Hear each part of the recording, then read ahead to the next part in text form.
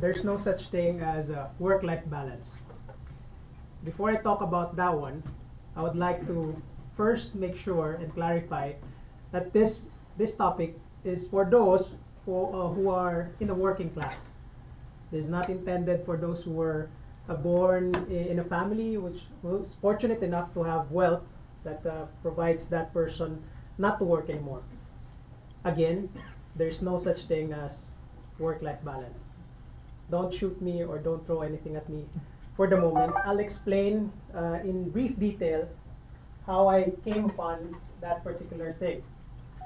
See, in each person, we have about 24 hours a day, 7 days a week, right? And in 24 hours multiplied by 7, it's about 168 hours a week. Right? Okay, so when we say work-life balance, it's practically work and life. And by the way, balance came from a Latin word called bilax, which practically means two scale pans. In the olden times, they used scale pans to weigh things. And that's how they usually do business, right? You weigh the silver versus a particular weight. That's why you tend to know that it is of a particular value, and so on and so forth. So let's see, 168 hours in a week. Let's see if there's such a thing as balance on this one. If you're like me, probably you would have about 9 hours a day for work, multiplied to 5 days a week. That would be about 45.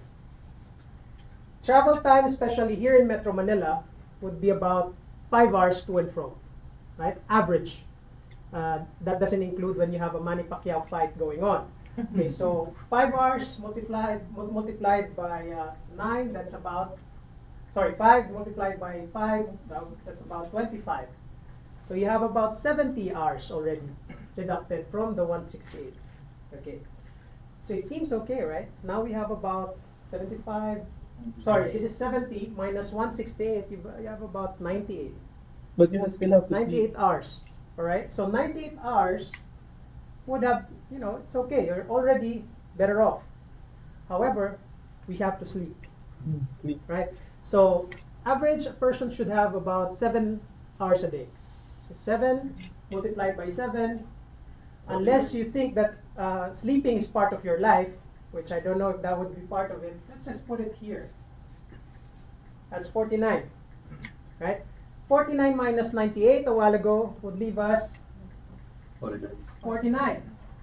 This includes your chores at home, your reading, your family,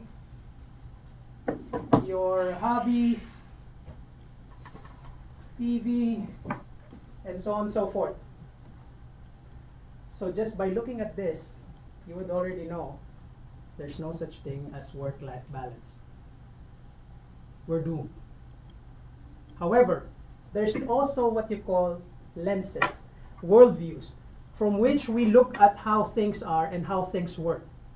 And this is where I would want to share with you some new lenses from which we can look at life, where we can look at how we do things and how we'd probably be able to cope with these kinds of things happening in our life, right? So I would like to share with you a simple thing. Three things that would help you out. And that has also helped me out in my career and in my life. Number 1, don't balance, prioritize. So if you prioritize, see, you have this saying, if everything is important, nothing is. You may argue that there are a lot of things that you can do, you want to do. That's right. But you only have limited amount of time to do all of them. And that's why there are certain things that you have to choose over the other, because there are certain things that are more important than others, right? So if you prioritize, you would have to say no to some and say yes to some, or no to one and yes to one. Now, simple, I call this, we always juggle. things in our lives, in our work, we always juggle. There are two types of things we juggle. One is a glass ball, which, by the way, also is a very beautiful, it lights up. And there's this rubber ball. This rubber ball, you can usually let go of, drop, and it will bounce again, right? But glass balls in our lives are things that if you drop, they'll eventually break. And that's how you can also probably see how you would be able to prioritize things. In my case, I do believe that there is a great creator, a person who has given me life that has also a purpose in what I should do and shouldn't do. So in my case, I have prioritized it like this: God, family, personal development, and then the rest, in that order.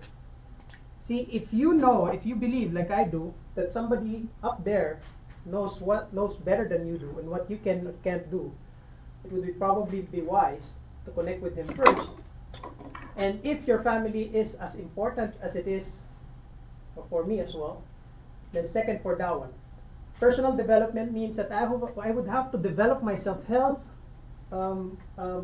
mentally, spiritually, everything, so that I can do more with what I have. Right? It just makes sense as well. Also, don't balance. You integrate. So I'll have to show you on this one. Hold on.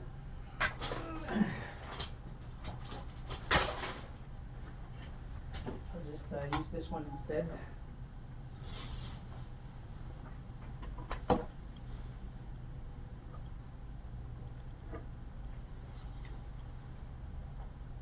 On.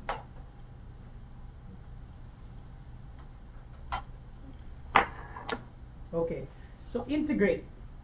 So when you integrate, this means that you don't see, most of us look at life as this: work, right? And then you have life.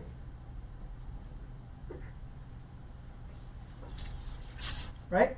And you try to go from one point to the other. But see, I don't know where it came from. I don't know what made it happen as such, that work became separate from what life is. But in fact, it isn't, and it shouldn't be. See, what we should do actually is that we should look at life like this. It's your life in general. Right? And work is part of it. So is your family. So is your hobbies. So is your studies, and so on and so forth. So is your boyfriend, girlfriend, kuya, ate, and so on and so forth. That's how it is. So life is what you are right now. And for the working class, unfortunately or fortunately, work is part of us. And we should know how to integrate it. Funny thing is that, whenever we see people who are doing illegal things, they're the ones who integrate their families in it and are not ashamed of it.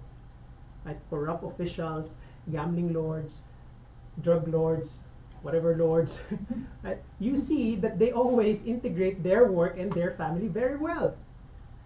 And how come us in the corporate world, who practically also do some decent stuff, we don't try to integrate our families, our lives, into what we do on a day-to-day basis? What's up with that? Right? How come we can't, it seems like we get embarrassed whenever we have our child or our wife, our spouses, our husbands, even our boyfriends get to know what we're doing. We're not stealing anything, right? Aren't we? Lastly, right, let's not balance. Let's be present. What do I mean by that? So whenever we are in one area, be there 100%. focus. So, how many of us have been guilty of this one? When we are at work, we do personal stuff. But when we are at the personal stuff, we do work. Right? So be there 100%. When you're at work, work. But when you're in your vacation, don't go get your laptop and open it and try to email it thinking that you're so, workaholic. It just doesn't work. When you're there, you're there 100%. Right? That's how it is. So, don't balance. You be sure that you're there 100%. Be present. So there you go. 3 things that you can do, in work and life. You don't balance it. See, the concern also is that whenever I imagine people trying to balance work and life, where do you see people trying to do these kinds of things, balancing act? In circus. I don't know about you, but I don't want to be called a clown or a circus act. So instead of becoming a circus act, why don't we all try to make our lives a lot more meaningful, which I believe God has given us that privilege, not to just live, but also to live a very meaningful and abundant life. Jesus once said, He has come that you may have life and have it to the full.